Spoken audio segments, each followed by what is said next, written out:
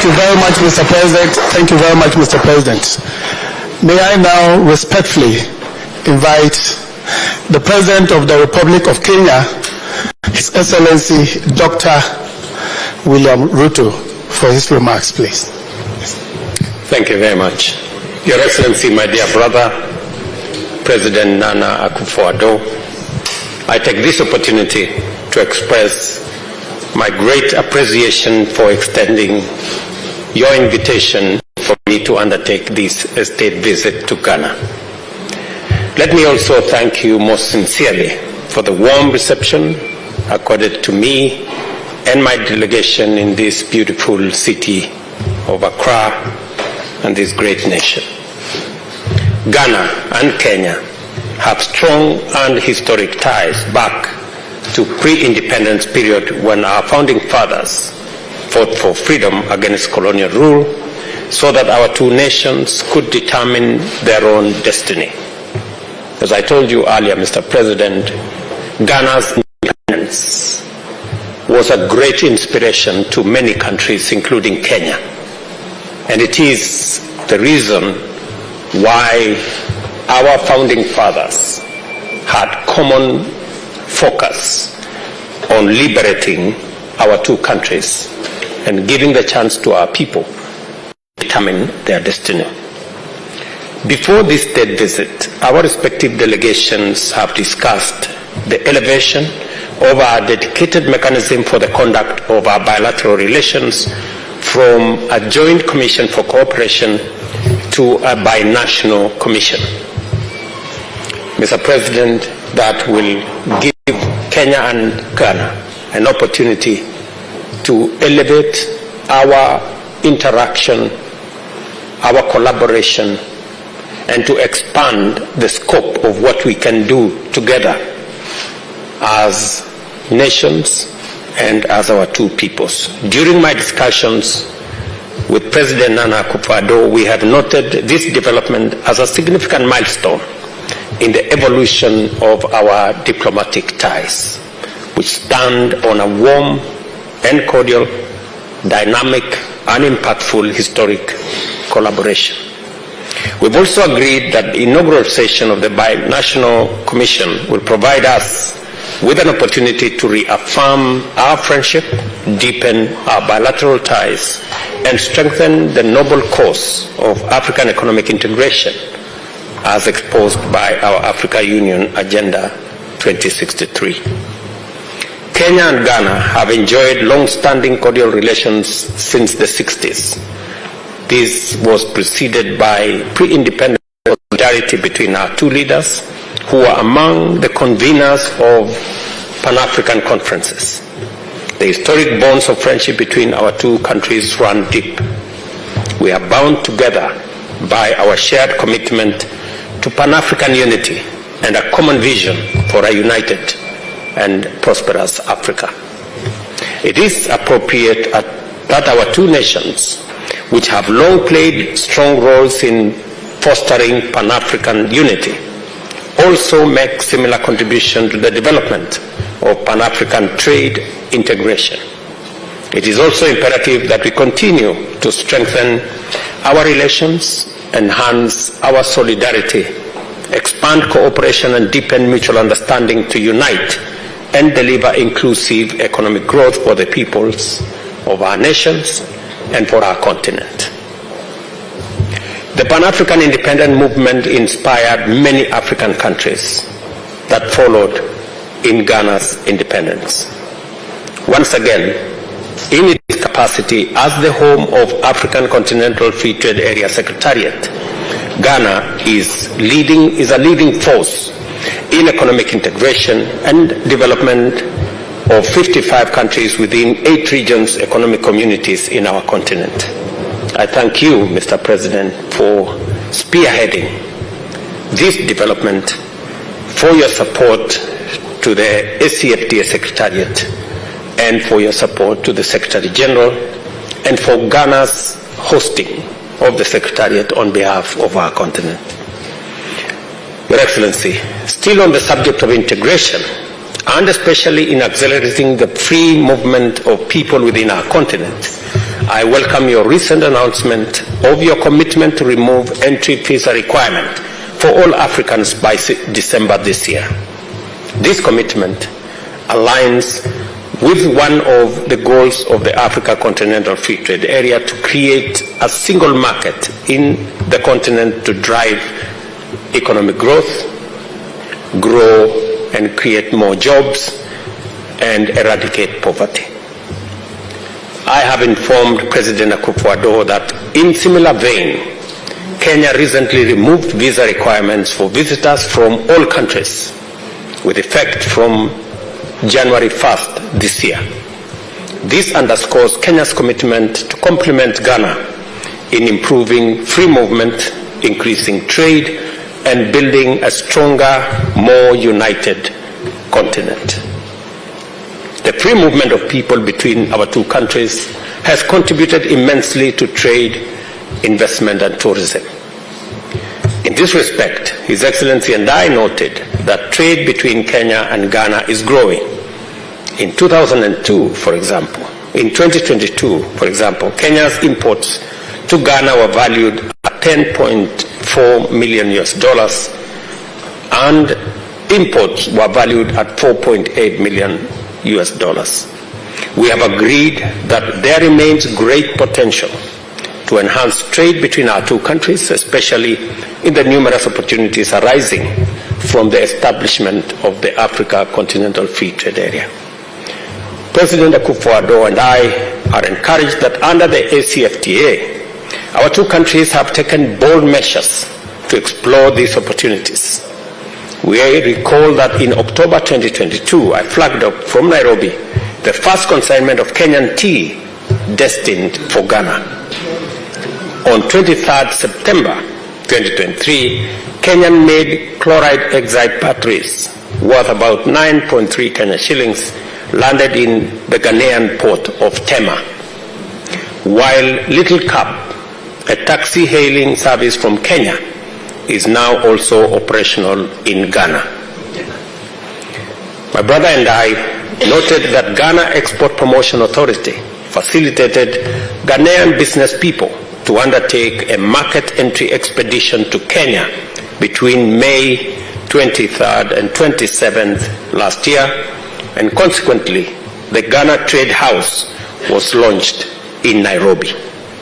Undeniably, this initiative represents a giant step towards greater trade within and among various regions and countries throughout our continent, spearheaded by Ghana and Kenya. I congratulate you, Mr. President, for being appointed the champion for Africa Union for the establishment of the Africa Union financial institutions. This include the Africa Central Bank, the Africa International Monetary Fund, the Africa Investment Bank, and the Pan-African Stock Exchange. My brother and I discussed at great length on how these institutions, championed by His Excellency the President, and in fact when he spoke at the Africa Union in February, I endorsed wholeheartedly the building of these institutions as a mechanism of consolidating our own economic and financial situation in our continent.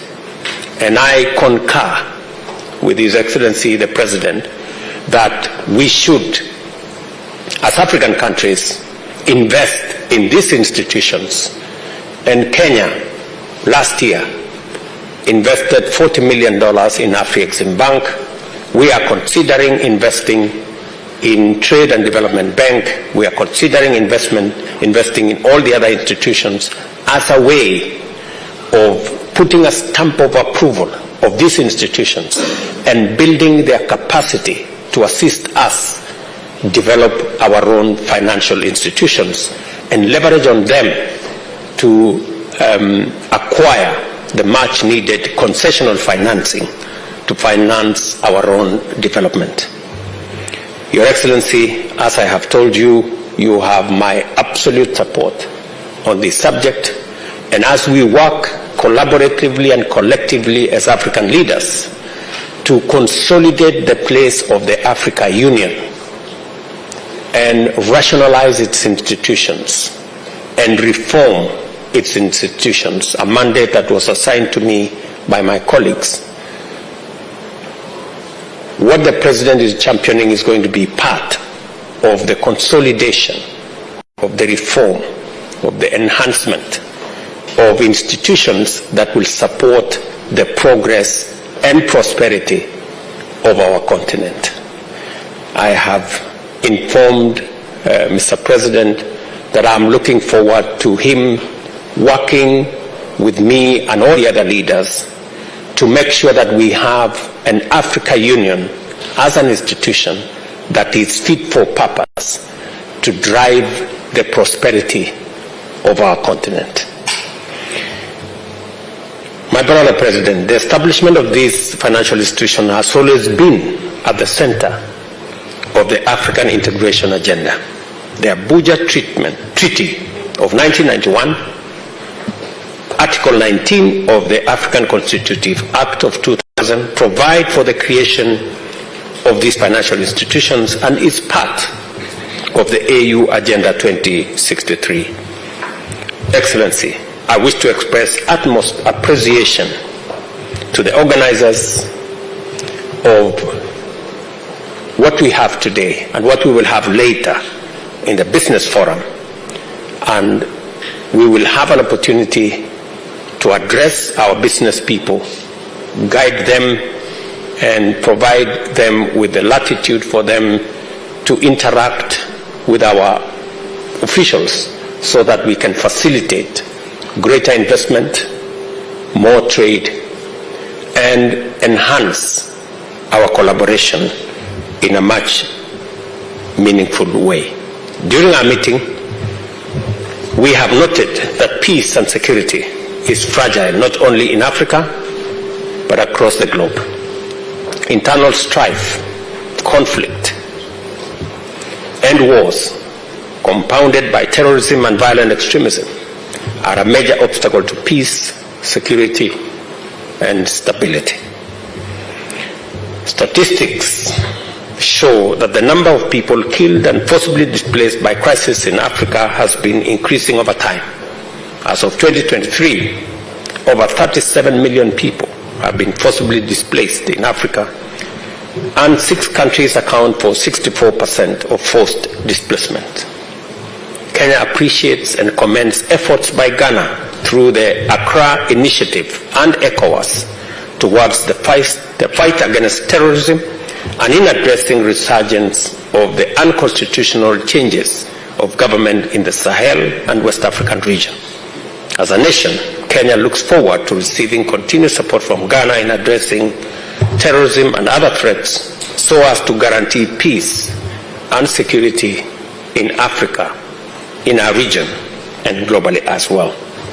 I informed His Excellency the President that Kenya has been engaging in supporting peace initiatives in the whole Horn of Africa and the Great Lakes region, including DRC, South Sudan, Sudan, and Somalia. Kenya stands in support of all efforts, both in West and in our region, aimed towards fostering peace and security in our continent. It has become clear during our conversation that we have to redouble our efforts to silence the guns in Africa as a vital condition for the establishment of economic growth.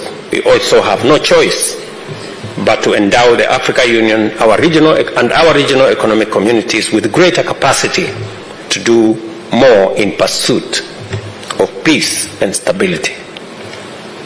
Climate change is a global problem that is escalating out of control and requires urgent global action. However, we noted that Africa continues to endure the most of this crisis. The first ever Africa Climate Summit held in Nairobi September last year served as a platform for the African leadership to define and project a clear common position in the global climate action discourse in the run-up to COP28 and beyond. Subsequently, the Nairobi Declaration at the Africa Climate Summit and COP28 laid ground for swift, just, and equitable transition underpinned by drastic reduction in emissions and significantly enhancing climate financing.